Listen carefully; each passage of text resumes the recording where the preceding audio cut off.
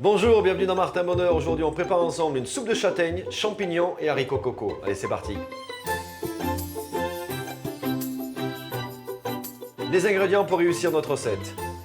Des noisettes, des haricots secs blancs avec un clou de girofle, ici des châtaignes cuites sous vide que vous trouvez assez facilement, du beurre, un oignon blanc, ici des amandes effilées et des champignons de Paris. Alors, première chose à faire en général quand vous faites une recette comme celle-ci, c'est bien sûr mettre à cuire les haricots secs. Nous, on vous les a déjà pré-cuits. Donc on va commencer par découper et faire suer les oignons et les champignons. Alors n'hésitez pas, hein, une belle noix de beurre. Alors les champignons, comme on va quand même les mixer, c'est simplement couper en deux. L'oignon, c'est pareil. Donc on fait simplement en quatre et ensuite le fond, hein, on voit que ça commence à colorer, les oignons commencent à blondir. À ce moment-là, on peut ajouter nos champignons et bien sûr nos châtaignes.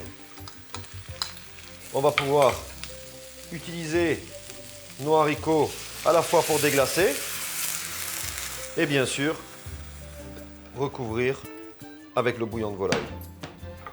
Donc on met le couvercle et on est en cuisson pour à peu près 15 à 20 minutes, quand même à bon frémissement, hein.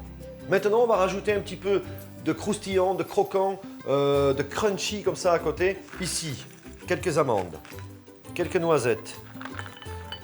Là, je prévois aussi les herbes. Et ici, je vais quand même mettre quelques champignons.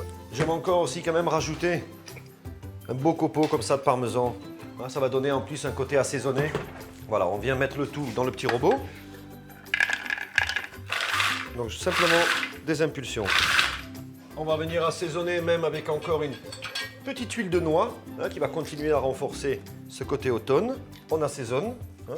On y rajoute encore quelques beaux morceaux de jeunes oignons. On se munit d'une louche.